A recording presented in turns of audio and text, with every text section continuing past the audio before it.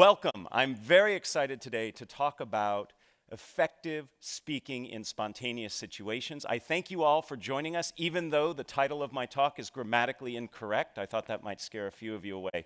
But I learned teaching here at the business school, catching people's attention is hard, so something as simple as that I thought might draw a few of you here. So this is going to be a highly interactive and participative workshop today. If you don't feel comfortable participating, that's completely fine, but do know I'm going to ask you to talk to people next to you. There'll be opportunities to stand up and practice some things, because I believe the way we become effective communicators is by actually communicating. So let's get started right away. I'd like to ask you all to read this sentence, and as you read this sentence, what's most important to me is that you count the number of F's that you find in this sentence. Please count the number of F's. Keep it quiet to yourself.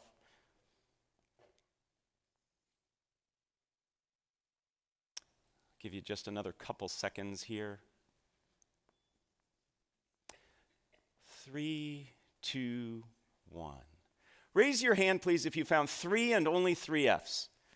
Excellent, great. Did anybody find 4? Okay. Anybody find only 5 F's? And anybody find 6? There's 6 F's. What 2-letter word ending in F did many of us miss? Of. We'll make sure to get this to you so you can torment your friends and family at a later date. When I first was exposed to this over 12 years ago, I only found 3, and I felt really stupid. So I like to start every workshop, every class I teach with this to pass that feeling along. No, that's not why I do this. I do this because this is a perfect analogy for what we're going to be talking about today. The vast majority of us in this room, very smart people in this room, were not as effective as we could have been in this activity. We didn't get it right. And the same is true when it comes to speaking in public, particularly when spontaneous speaking. It's little things that make a big difference in being effective. So today we're going to talk about little things in terms of your approach, your attitude, your practice that can change how you feel when you speak in public. And we're going to be talking primarily about one type of public speaking. Not the type that you plan for in advance, the type that you actually spend time thinking about, you might even create slides for. These are the keynotes, the conference presentation, the formal toasts. That's not what we're talking about today. We're talking about spontaneous speaking. When you're in a situation that you're asked to speak off the cuff and in the moment. What we're going through today is actually the result of a workshop I created here for the business school. Several years ago, a survey was taken among the students, and they said, what are things we could do to help make you more successful here? And at the top of that list was this notion of responding to cold calls. Does everybody know what a cold call is? It's where the mean professor like me looks at some students and says, "What do you think?" And there was a lot of panic and a lot of silence. So as a result of that, this workshop was created, and a vast majority of first-year students here at the GSB go through this workshop. So I'm going to walk you through sort of a hybrid version of what they do. The reality is that spontaneous speaking is actually more prevalent than planned speaking. Perhaps it's giving introductions. You're at a dinner and somebody says, "You know so-and-so, would you mind introducing them?" Maybe it's giving feedback in the moment. Your boss turns to you and says, "Would you tell me what you think?" It could be a surprise toast. Or finally, it could be during the Q&A session. And by the way, we will leave plenty of time at the end of our day today for Q&A. I'd love to hear the questions you have about this topic or other topics related to communicating. So our agenda is simple. In order to be an effective communicator, regardless of if it's planned or spontaneous, you need to have your anxiety under control. So we'll start there. Second, what we're going to talk about is some ground rules for the interactivity we'll have today, and then finally we're going to get into the heart of what we will be covering. And again, as I said, lots of activity, and I invite you to participate. So let's get started with anxiety management. 85% of people tell us that they're nervous when speaking in public. And I think the other 15% are lying. Okay? We could create a situation where we could make them nervous too. In fact, just this past week, a study from Chapman University asked Americans, what are the things you fear most? And among being caught in a surprise terrorist attack, having your identity stolen, was public speaking. Among the top 5 was speaking in front of others. This is a ubiquitous fear and one that I believe we can learn to manage. And I use that word manage very carefully because I don't think we ever want to overcome it. Anxiety actually helps us. It gives us energy, helps us focus, tells us what we're doing is important, but we want to learn to manage it. So I'd like to introduce you to a few techniques that can work, and all of these techniques are based on academic research. But before we get there, I'd love to ask you, what does it feel like when you're sitting in the audience watching a nervous speaker present? How do you feel? Just shout out a few things. How do you feel? Uncomfortable. I heard many of you going, yes, uncomfortable. It feels very awkward, doesn't it? So what do we do? Now, a couple of you probably like watching somebody suffer, okay? But most of us don't. So what do? We sit there and we nod and we smile, or we disengage. And to the nervous speaker looking out at his or her audience, seeing a bunch of people nodding or disengaged, that does not help, okay? So we need to learn to manage our anxiety, because fundamentally, your job as a communicator, rather, regardless of if it's planned or spontaneous, is to make your audience comfortable. Because if they're comfortable, they can receive your message. And when I say comfortable, I am not referring to the fact that your message has to be sugar-coated and nice for them to hear. It can be a harsh message, but they have to be in a place where they can receive it. So it's incumbent on you as a communicator to help your audience feel comfortable. And we do that by managing our anxiety. So let me introduce you to a few techniques that I think you can use right away to help you feel more comfortable. The first has to do with when you begin to feel those anxiety symptoms. For most people, this happens in the initial minutes prior to speaking. In this situation, what happens is many of us begin to feel whatever it is that happens to you. Maybe your stomach gets a little gurgly, maybe your legs begin to shake, maybe you begin to perspire. And then we start to say to ourselves, oh my goodness, I'm nervous. Uh-oh, they're going to tell I'm nervous. This is not going to go well. And we start spiraling out of control. So research on mindful attention tells us that when we begin to feel those anxiety symptoms, we simply greet our anxiety and say, hey, this is me feeling nervous. I'm about to do something of consequence. And simply by greeting your anxiety and acknowledging it, that it's normal and natural. Heck, 85% of people tell us they have it. You actually can stem the tide of that anxiety spiraling out of control. It's not necessarily going to reduce the anxiety, but it will stop it from spinning up. So the next time you begin to feel those anxiety signs, take a deep breath and say, this is me feeling anxious. I notice a few of you taking some notes. There's a handout that will come at the end that has everything that I'm supposed to say, okay? Can't guarantee I'm going to say it, but you'll have it there. In addition to this approach, a technique that works very well, and this is a technique that I helped do some research on way back when I was in graduate school, has to do with reframing how you see the speaking situation. Most of us, when we are up presenting, planned or spontaneous, we feel that we have to do it right. And we feel like we are performing. How many of you have ever acted, done singing or dancing? I'm not going to ask for performances now. Okay. Many of you have. We should note that we could do next year maybe a talent show of alums. It looks like we got the talent there. That's great. So when you perform, you know that there's a right way and a wrong way to do it. If you don't hit the right note or your right line at the right time, at the right place, you've made a mistake. It messes up the audience. It messes up the people on stage. But when you present, there is no right way. There's certainly better and worse ways, but there is no one right way. So we need to look at presenting as something other than performance. And what I'd like to suggest is what we need to see this as is a conversation. Right now, I'm having a conversation with 100+ people rather than saying I'm performing for you. But it's not enough just to say this is a conversation. I want to give you some concrete things you can do. First, start with questions. Questions by their very nature are dialogic. They're two-way. What was one of the very first things I did here for you? I had you count the number of F's and raise your hands. I asked you a question. That gets your audience involved. It makes it feel to me as the presenter as if we are in conversation. So use questions. They can be rhetorical. They can be polling. Perhaps I actually want to hear information from you. In fact, I use questions when I create an outline for my presentations. Rather than writing bullet points, I list questions that I'm going to answer. And that puts me in that conversational mode. If you were to look at my notes for today's talk, you'll see it's just a series of questions. Right now I'm answering the question, how do we manage our anxiety? Beyond questions, another very useful technique for making us conversational is to use conversational language. Many nervous speakers distance themselves physically. If you've ever seen a nervous speaker present, he or she will say something like this: "Welcome, I am really excited to be here with you." They pull as far away from you as possible because you threaten us, speakers. You make us nervous, so we want to get away from you. We do the same thing linguistically. We use language that distances ourselves.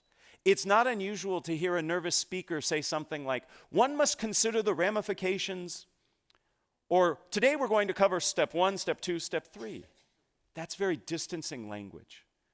To be more conversational, use conversational language. Instead of "one must consider," say, "This is important to you. We all need to be concerned with." Do you hear that inclusive conversational language? Has to do with the pronouns. Instead of step 1, step 2, step 3. First, what we need to do is this. The second thing you should consider is here. Use conversational language. So being conversational can also help you manage your anxiety. The third technique I'd like to share is research that I actually started when I was an undergraduate here. I was very fortunate to study with Phil Zimbardo of the Stanford Prison Experiment fame. Many people don't know that Zim actually was instrumental in starting one of the very first shyness institutes in the world, and especially in the country. And I did some research with him that looked at how your orientation to time influences how you react. And what we learned is if you can bring yourself into the present moment, rather than being worried about the future consequences, you can actually be less nervous. Most of us, when we present, are worried about the future consequences. My students are worried they're not going to get the right grade. Some of you are worried you might not get the funding, you might not get the support, you might not get the laughs that you want. All of those are future states. So if we can bring ourselves into the present moment, we're not going to be as concerned about those future states, and therefore we'll be less nervous. There are lots of ways to become present-oriented. I know a professional speaker. He's paid $10,000 an hour to speak. It's a good gig. He gets very nervous. He's up in front of crowds of thousands. Behind the stage, what he does is 100 push-ups right before he comes out. You can't be that physically active and not be in the present moment. Now, I'm not recommending all of us go to that level of exertion because he starts out of breath and sweaty, right? But a walk around the building before you speak, that can do it. There are other ways. If you've ever watched athletes perform and get ready to do their event, they listen to music. They focus on a song or a playlist that helps get them in the moment. You can do things as simple as counting backwards from 100 by tough numbers like 17. I'm going to pause because I know people in the room are trying. Yeah. Gets hard after that third or fourth one, I know. My favorite way to get present-oriented is to say tongue twisters. Saying a tongue twister forces you to be in the moment, otherwise you'll say it wrong. And it has the added benefit of warming up your voice. Most nervous speakers don't warm up their voice. They retreat inside themselves and start saying all these bad things to themselves. So saying a tongue twister can help you be both present-oriented and warm up your voice. Remember I said today we're going to have a lot of participation? I'm going to ask you to repeat after me my favorite tongue twister. And I like this tongue twister because if you say it wrong, you say a naughty word. And I'm going to be listening to see if I hear any naughty words this morning. Okay? Repeat after me. It's only 3 phrases. I slit a sheet. A sheet I slit. And on that slitted sheet I sit. Oh, very good. No shits. Excellent. Very good. Now, in that moment, you weren't worried about, I'm in front of all these people, this is weird, this guy's having me do this. You were so focused on saying it right and trying to figure out what the naughty word was that you were in the present moment. That's how easy it is. So it's very possible for us to manage our anxiety. We can do it initially by greeting the anxiety when we begin to feel those signs. We can do it when we reframe the situation as a conversation, and we do it when we become present-oriented. Those are 3 of many tools that exist to help you manage your anxiety. If you have questions about other ways, I'm happy to chat with you. And at the end, I'm going to point you to some resources that you can refer to help you find additional sources for you. So let's get started on the core part of what we're doing today, which is how to feel more comfortable speaking in spontaneous situations. Some very simple ground rules for you. First, I'm going to identify 4 steps that I believe are critical to becoming effective at speaking in a spontaneous situation. With each of those steps, I'm going to ask you to participate in an activity. None of them are more painful than saying the tongue twister out loud. They may require you to stand up, they might require you to talk to the person next to you, but none of them are painful. And then finally, I'm going to conclude with a phrase or saying that comes from the wonderful world of improvisation. Through the continuing studies program here at Stanford, for the past 5 years, I have co-taught a class with Adam Tobin. He is a lecturer in the creative arts department. He teaches film and new media, and he's an expert at improv. And we've partnered together to help people learn how to speak more spontaneously. We call it improvisationally speaking. And Adam has taught me wonderful phrases and ideas from improv that I want to impart to you that really stick. That's why I'm sharing them with you, to help you remember these techniques. And again, at the end of all this, you'll get a handout that has this listed. So let's get started. The very first thing that gets in people's way when it comes to spontaneous speaking is themselves. We get in our own way. We want to be perfect. We want to give the right answer. We want our toasts to be incredibly memorable. These things are burdened by our effort, by our trying. The best thing we can do, the first step in our process, is to get ourselves out of the way. Easier said than done. Most of us in this room are in this room because we are type A personalities. We work hard, we think fast, we make sure that we get things right. But that can actually serve as a disservice as we try to speak in the moment. I'd like to demonstrate a little of this for you, and I need your help to do that. So we're going to do our first activity. We are going to do an activity that's called Shout the Wrong Name. In a moment, if you are able and willing, I'm going to ask you to stand. And I am going to ask you for about 30 seconds to look all around you in this environment, and you are going to point at different things. And I know it's rude to point, but for this exercise, please point. I want you to point to things, and you are going to call the things you are pointing to out loud anything but what they really are. So I might point to this and say refrigerator. I might point to this and say cat. I am pointing to anything in your environment around you. It can be the person sitting next to you, standing next to you. You will just shout, and shouting is important, the wrong name. So in a moment, I'm going to ask you to stand and do that. Please raise your hand if you already have the first 5 or 6 things you're going to call out. Yeah, that's what I'm talking about. We stockpile. You all are excellent game players. I told you the game. Shout the wrong name. And you have already begun figuring out how you're going to master the game. That's your brain trying to help you get it right. I'd like to suggest the only way you can get this activity wrong is by doing what you've just done. Okay? There is no way to get this wrong. Okay? Even if I call this a chair, no penalty will be bestowed upon you. Okay? Because I won't know what you were pointing at. You could have been pointing at the floor under the chair, and you called the floor the chair, and you were fine.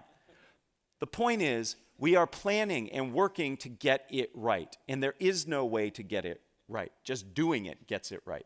Okay, so let's try this now. We're going to play this game twice. Again, it's for 30 seconds. If you are willing and able, will you please stand up? You can do this seated, by the way, but if you're willing and able, let's stand up. Okay, in a moment, I am about to say go, and I would like for you to point at anything around here, including me. It's okay to point at me. I hope it's not a bad thing you say when you point at me, but point at different things and loudly and proudly call them different than what they are. Ready? Begin.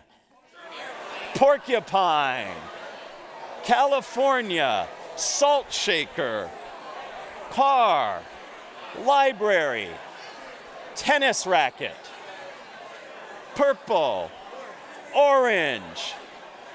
Putrid. Hello. Time.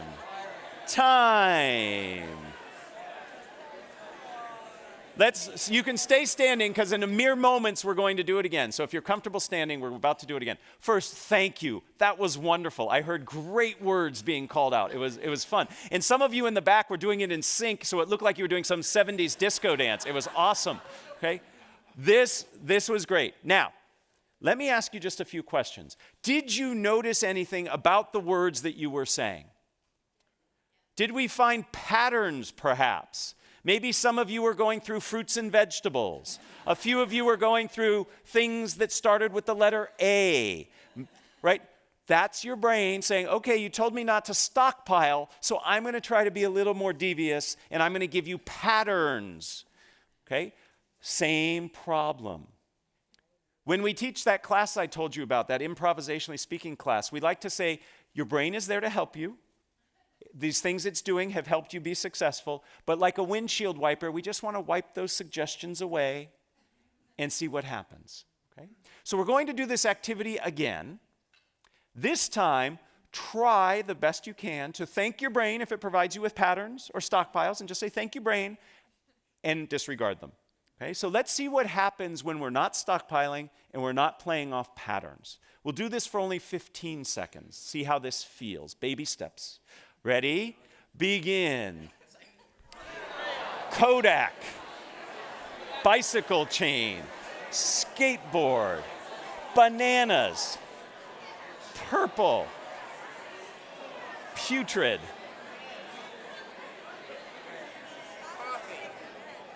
Time. Please have a seat. Thank you again. Did you notice a difference between the second time and the first time? Yes. Was it a little easier that second time? No. That's okay. We're just starting. These skills are not like a light switch. It's not like you learn these skills and then all of a sudden you can execute on them. This is a wonderful game. This is a wonderful game to train your brain to get out of its own way. You can play this game anywhere, anytime. I like to play this game when I'm sitting in traffic. Makes me feel better. I shout things out. They're not the naughty things that I want to be shouting out, but I shout out things and it helps. You're training yourself to get out of your own way. You're working against the muscle memory that you've developed over the course of your life with a brain that acts very fast to help you solve problems. But in essence, in spontaneous speaking situations, you put too much pressure on yourself trying to figure out how to get it right. So a game like this teaches us to get out of our own way. It teaches us to see the things that we do that prevent us from acting spontaneously. In essence, we are reacting rather than responding. To react means to act again. You've thought it and now you're acting on it. That takes too long and it's too thoughtful. We want to respond in a way that's genuine and authentic. So the maxim I would like for you to take from this, and again, these maxims come from improvisation, is one of my favorite: dare to be dull. And in a room like this, telling you dare to be dull is offensive, and I apologize. But this will help. Rather than striving for greatness, dare to be dull. And if you dare to be dull and allow yourself that, you will reach that greatness. It's when you set greatness as your target that it gets in the way of you ever getting there. Because you over-evaluate, you overanalyze, you freeze up. So the first step in our process today is to get out of our own way. Dare to be dull. Easier said than done, but once you practice, and a game just as simple as the one we practiced is a great way to do it. But that's not enough. Getting out of our own way is important, but the second step of our process has us change how we see the situation we find ourselves in. We need to see the speaking opportunity that we are a part of as an opportunity rather than a challenge and a threat. When I coach executives on Q&A skills, when they go in front of the media or whatever, investors, they see it as an adversarial experience. me versus them. And one of the first things I work on is change the way you approach it. A Q&A session, for example, is an opportunity for you. It's an opportunity to clarify. It's an opportunity to understand what people are thinking. So if we look at it as an opportunity, it feels very different. We see it differently, and therefore we have more freedom to respond. When I feel that you are challenging me, I am going to do the bare minimum to respond and protect myself. If I see this as an opportunity where I have a chance to explain and expand, I'm going to interact differently with you. So spontaneous speaking situations are ones that afford you opportunities. So when you're at a corporate dinner and your boss turns to you and says, "Oh, you know him better than the rest. Would you mind introducing him?" You say, "Great, thank you for the opportunity," rather than, right? I better get this right. So see things as an opportunity. I have a game to play to help us with this. This is a fun one. The holidays are approaching. We all in this room are going to give and receive gifts. Here's how this game will work. It works best if you have a partner. So I'm hoping you can work with somebody sitting next to you. If there's nobody sitting next to you, you turn around, introduce yourself, great way to connect. If not, you can play this game by yourself. It's just a little harder and you can't do the second part of the game. So after I explain the game, this gives you a chance to get to know somebody.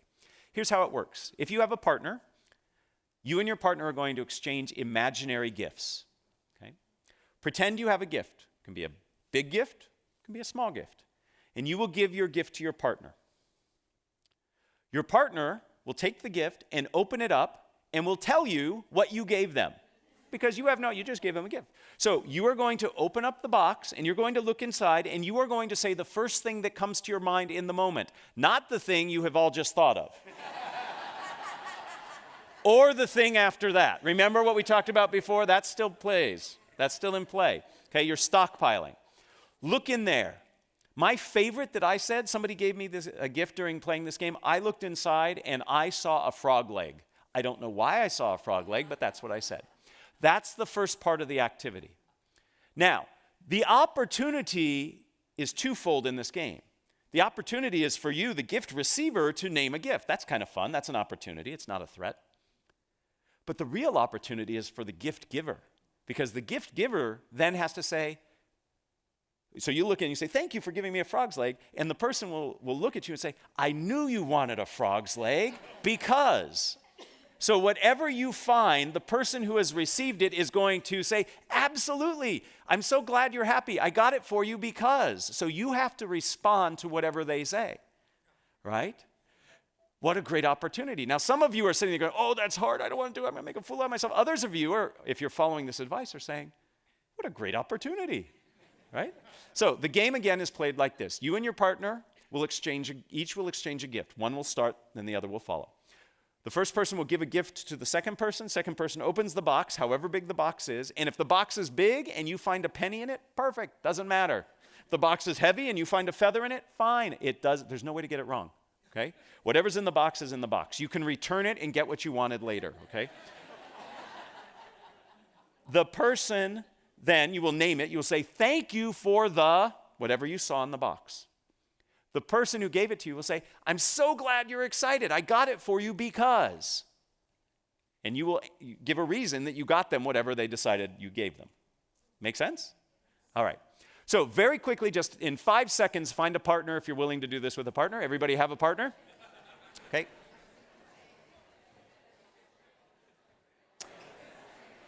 All right. In your partnerships, pick an A person and a B person. You may stand or sit. It's totally up to you. Pick an A and pick a B. Okay? B goes first. Ha, ha, ha. All right. B, give A a gift. B, give A a gift. A, thank them. And then B will name and give the reason they gave it to him.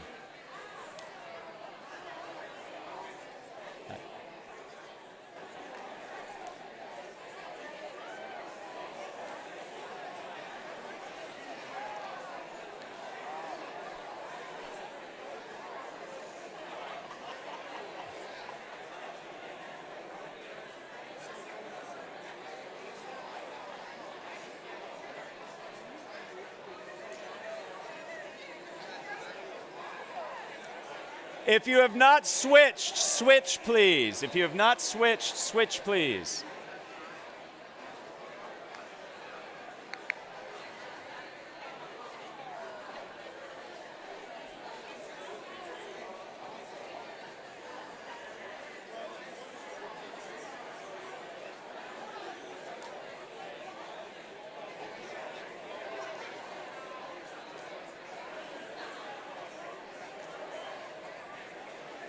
Let's wrap it up in 30 seconds, please. Let's wrap it up.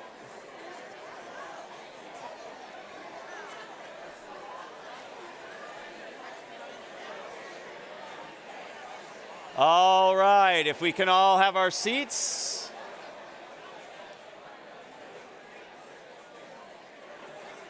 If we can all take our seats, please. I know I'm telling a room of many MBA alums to stop talking, and that's hard.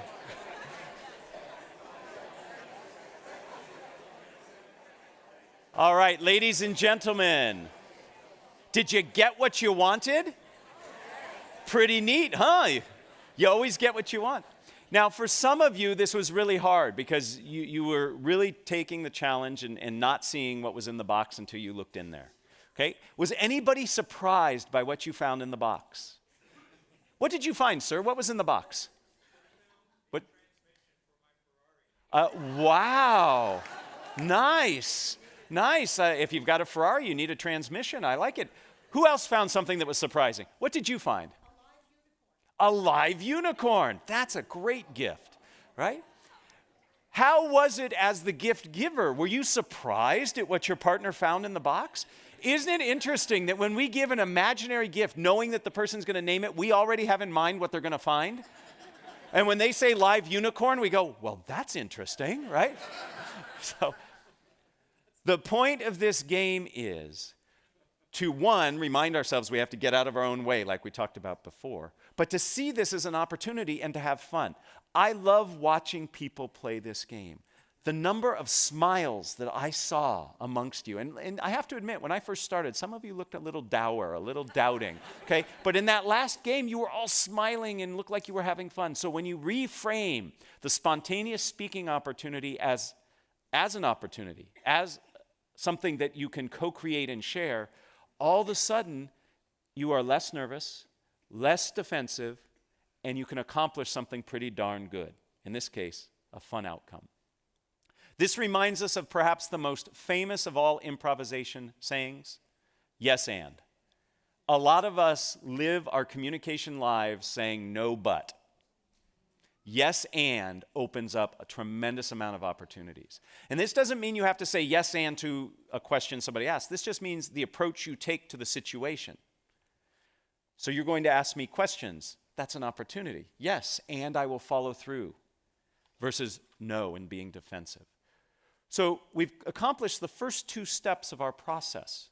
First, we get out of our own way, and second, we reframe the situation as an opportunity. The next phase is also hard, but very rewarding, and that is to slow down and listen. You need to understand the demands of the requirement you find yourself in order to respond appropriately. But often, we jump ahead. We listen just enough to think we got it, and then we go ahead, starting to think about what we're going to respond, and then we respond. We really need to listen.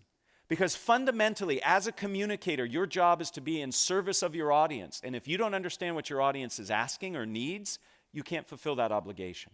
So we need to slow down and listen. I have a fun game to play. In this game, you are going to SPLLEVERYTHINGYOUSAY. TOYOURPARTNER. I will translate. You are going to get with the same partner you just worked with, and you are going to have a very brief conversation about something fun that you plan to do today, I know this is the most fun you're going to have all day, but the next fun thing you're going to do today, you are going to tell your partner what you are going to do that will be fun today, but you are going to do so by spellingit. Okay? So you're going to spell it. It's okay if you are not a good speller. Okay? You'll see the benefit of doing this. So, with the partner you just worked with, person A is going to go first this time. You are simply going to tell your partner, actually you're going to spell to your partner what it is of fun, something of fun, that you're going to do today. Okay? Do what you were really going to do for fun and not do things like FEEDTHECAT, right? Just because you don't want to spell, right? So, you can use big words. All right, 30 seconds each. Spell to your partner something fun that you're going to do today.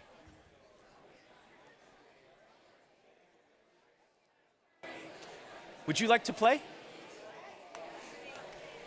Go ahead. Gothegame.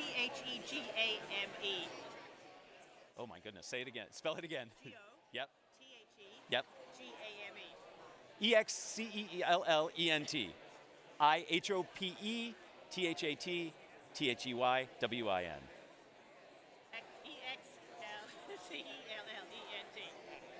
Thank you. That was very good. Thank you.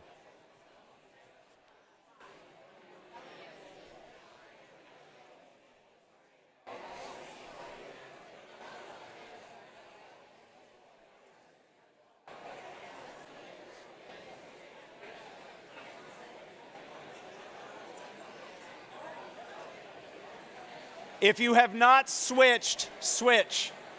Take 30 more seconds with the new partner spelling.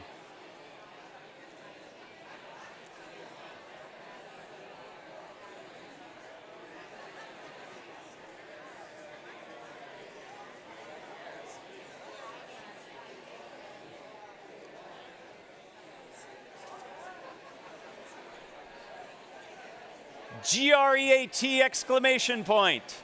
THANKYOU, PLEASE, TAKEYOURSEAT.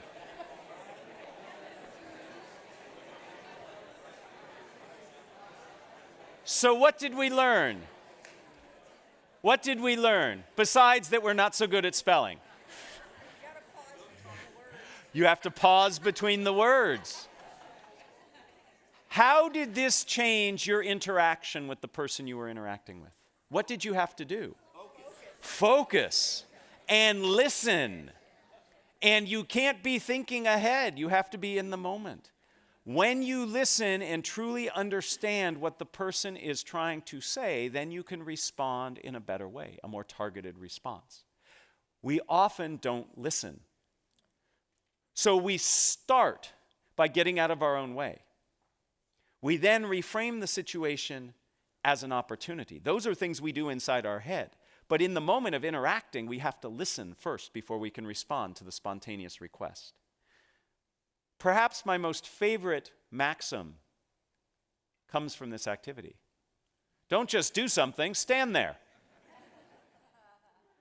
Listen, and then respond. Now, how do we respond? That brings us to the fourth part of our process. And that is, we have to tell a story. We respond in a way that has a structure. All stories have structure. We have to respond in a structured way.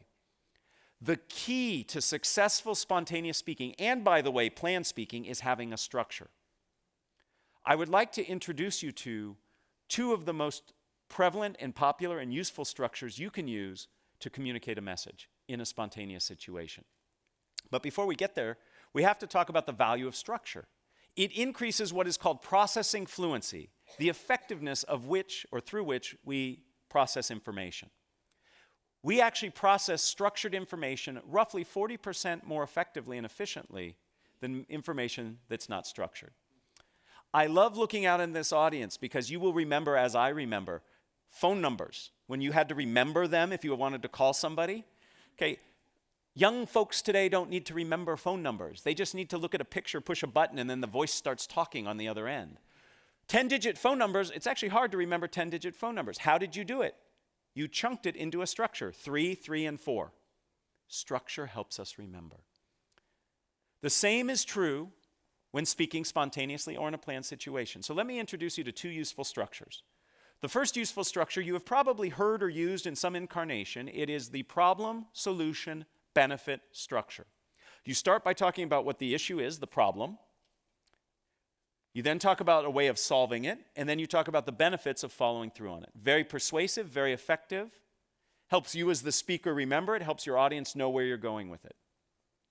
When I was a tour guide on this campus many, many, many years ago, what do you think the single most important thing they drilled into our head? It took a full quarter, by the way, to train to be a tour guide here. They used to line us up at one end of the quad and have us walk backwards straight, and if you failed, you had to start over. To this day, I can walk backwards in a straight line because of that.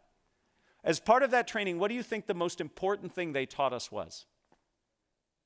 Never lose your tour group. I'm not joking. Never lose your tour group. The same is true as a presenter. Never lose your audience. The way you keep your audience on track is by providing structure. None of you would go on a tour with me if I said, "Hi, my name's Matt, let's go." You want to know where you're going, why you're going there, how long it's going to take. You need to set expectations, and structure does that. Problem, solution, benefit is a wonderful structure to have in your back pocket. It's something that you can use quickly when you're in the moment. It can be reframed so it's not always a problem you're talking about. Maybe it's an opportunity. Maybe there's a market opportunity you want to go out and capture. It's not a problem that we're not doing it, but maybe we'd be better off if we did. So it becomes opportunity, solution, which are the steps to achieve it, and then the benefit. Another structure, which works equally well, is the what, so what, now what structure. You start by talking about what it is. Then you talk about why it's important, and then what the next steps are. This is a wonderful formula for answering questions, for introducing people. So if I'm in the moment somebody asks me to introduce somebody, I change the what to who. I say who they are, why they're important, and what we're going to do next. Maybe listen to them, maybe drink our wine, whatever, right? What, so what, now what? The reality is this: when you are in a spontaneous speaking situation, you have to do 2 things simultaneously. You have to figure out what to say and how to say it. These structures help you by telling you how to say it.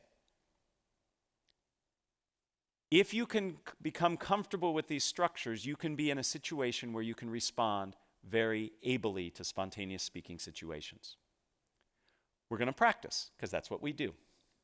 Here's the situation. Is everybody familiar with this child's toy? It's a Slinky. Okay?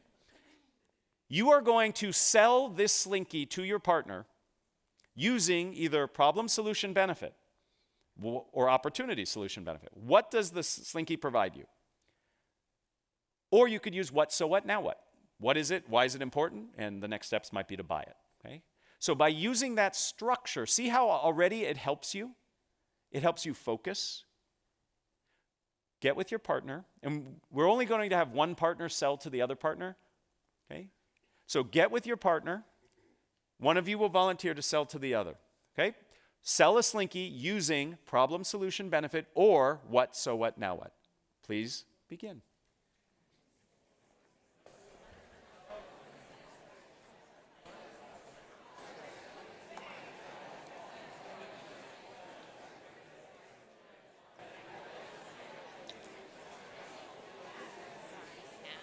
So we have the handouts, but I'm also going to be doing the Microphone? mic. So when I debrief this, you can go ahead and pass them out. Okay, Does so that make sense? After Q&A? No, after this activity. Okay, and then after that we'll do Q&A. Correct.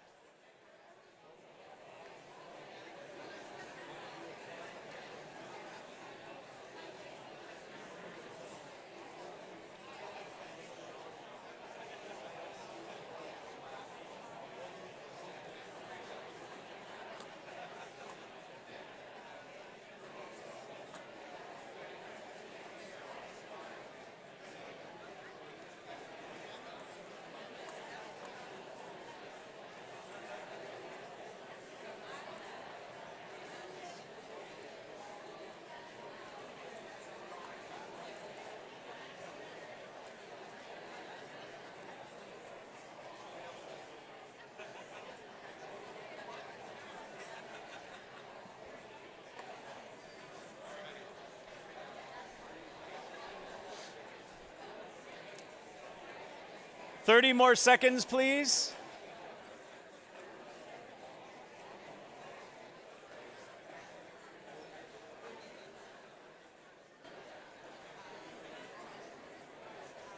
Excellent. Let's all close the deal, seal the deal. I have never seen more people in one place doing this at the same time. I love it. I teach people to gesture and gesture big. It's great. I love it. So if you were the recipient of the sales pitch, thumbs up. Did they do a good job? Did they use the structure? Awesome. I'm recruiting you all for my next business as my salespeople. Please try to ignore this, but as we're speaking, the handout I told you about is coming around. On the back of that handout, you are going to see a list of structures, the two we talked about and several others, that can help you in spontaneous speaking situations. These structures help because they help you understand how you're going to say what you say. Structure sets you free, and I know that's kind of ironic, but it's true. If you have that structure, then you're free to think about what it is you're going to say. It reduces the cognitive load of figuring out what you're saying and how you're going to say it. All of this is on that handout. Okay? So what does this all mean? It means that we have within our ability the tools and the approaches to help us in spontaneous speaking situations. The very first thing we have to do is manage our anxiety, because you can't be an effective speaker if you don't have your anxiety under control. And we talked about how you can do that by greeting your anxiety, reframing as a conversation, and being in the present moment. Once you do that, you need to practice a series of 4 steps that will help you speak spontaneously. First, you get out of your own way. I would love it if all of you, on your way from here to the football game, point at things and call them the wrong name. It'll be fun.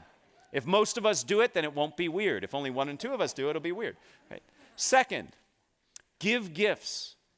By that I mean see your interactions as ones of opportunity, not challenges. Third, take the time to listen. Listen. And then finally, use structures. And you have to practice these structures.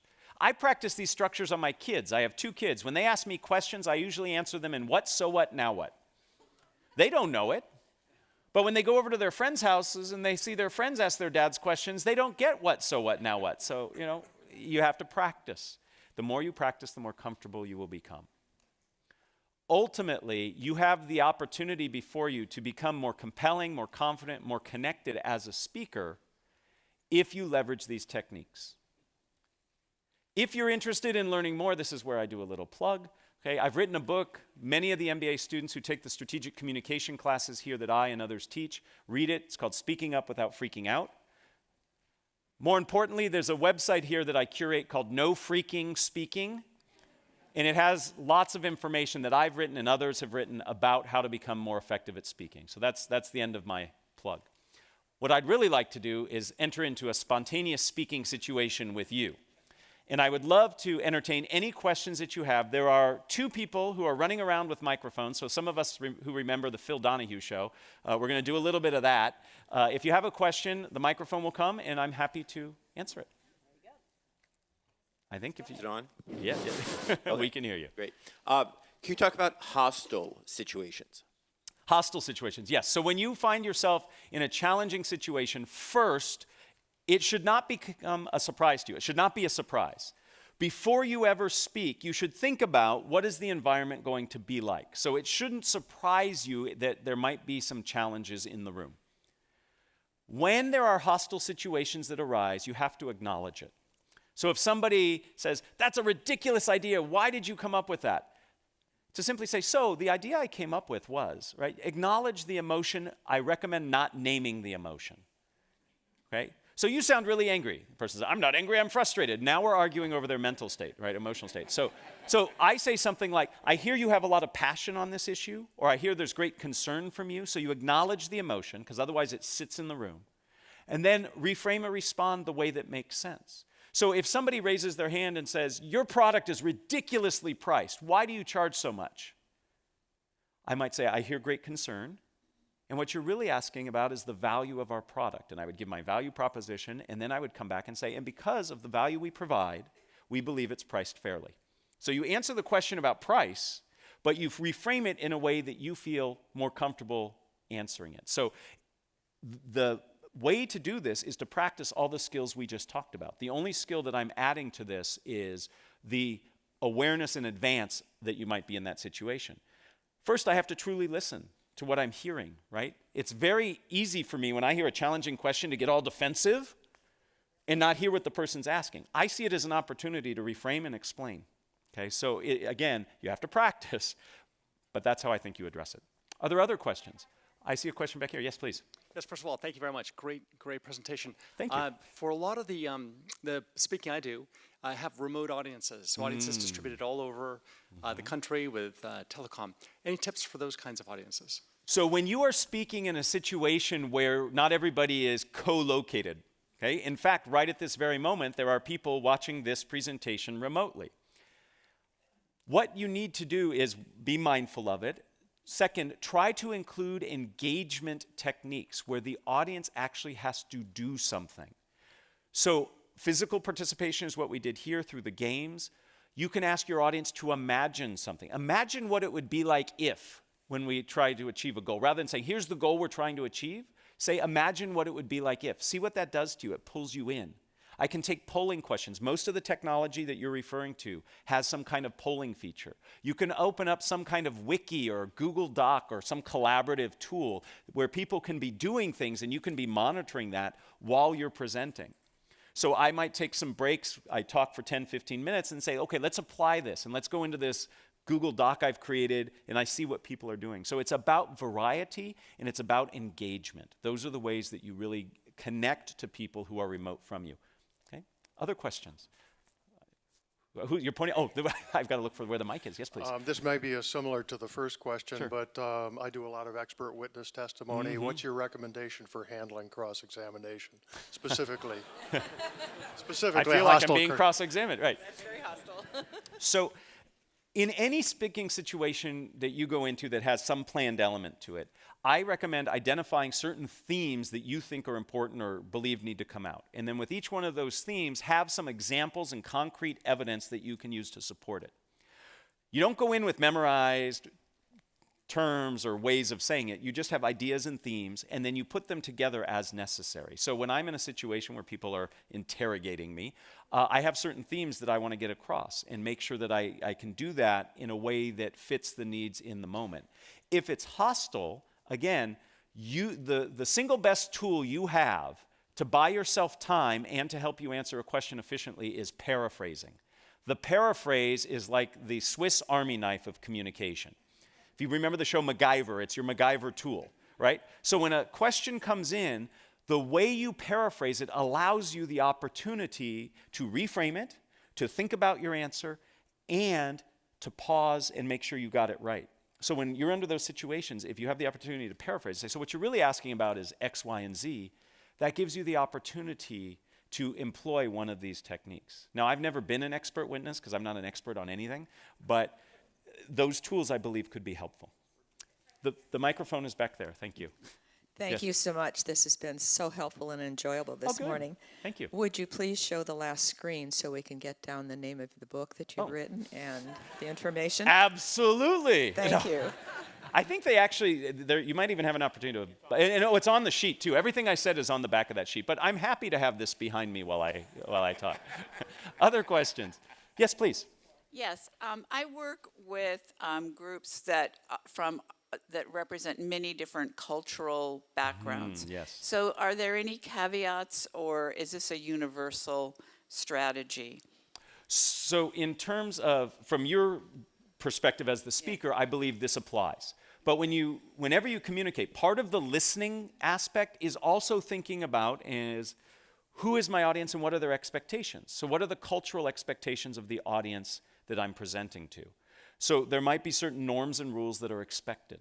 So when I travel and do talks, I have to take into account where I'm doing the presentation. So I help present in the Ignite program. And if you have not heard about the Ignite program here at the GSB, it's fantastic. And I just did a presentation standing in one of these awesome classrooms that have all these cameras, and I just taught 35 people in Santiago, Chile. Right? And I needed to understand the cultural expectations of that area and what they expect and what they're willing to do when I ask them to participate. So it's a part of that listening step where you reflect on what are the expectations of the audience. I think we have time for 2 more questions, and then I'm going to hang around afterwards if anybody has individual questions, but some of these folks really want me to keep on schedule. Yes, please. I wanted to ask a question. One of the things that you've done effectively in your talking, and I've seen other effective speakers do, is interject humor in their talk. What are the risks and rewards of trying to do that? Well, first, thank you, and I appreciate all of you laughing. That's the sum total of all my jokes. You've heard them. I am not funny beyond those jokes. So humor is wonderfully connecting. It's wonderfully connecting. It's a great tool for connection. It is very, very risky. Cultural reasons get in the way. Sometimes what you think is funny isn't funny to other people. What research tells us is that if you're going to try to be funny, self-deprecating humor is your best bet, okay? Because it is the least risky. There is nothing worse than putting out a joke and having no response. It actually sets you back farther than if you would have gotten, where you would have gotten if the joke would have hit. So, basic fundamentals you need to think about with humor. 1, is it funny? How do I know? I ask other people first. 2nd, what happens if it doesn't work? Have a backup plan, right? And then 3rd, if you're worried about the answers to those first 2, don't do it, right? One last question, please. The microphone is right here. And then, like I said, I will hang around afterwards. Yes, please. I am sort of on the opposite side of this since I am a journalist and I frequently have to ask spontaneous questions of people who have been through media training. Yes. So any tips for chinks in the armor, way to ask a question without being antagonistic but get a facsimile of a straight answer? Well, so let me give you 2 answers. One is I have young boys, and the power of the why is great. Just ask why a couple times, and you can get through that first 2 layers of training. You know, why do you say that? How do you feel about that? The second bit is what I have found successful in getting people I do this to get people to answer in a more authentic way. What I'll do is I'll ask them to give advice. So what advice would you give somebody who's challenged with this? Or what advice would you give to somebody in this situation? And by asking for the advice, it changes the relationship they have to me as the question asker, and I often get much more rich, detailed information. So the power of the why, and then put them in a position of providing guidance, and that can really work. With that, I am going to thank you very much. I welcome you to ask questions later, and enjoy the rest of your reunion weekend. Thank you.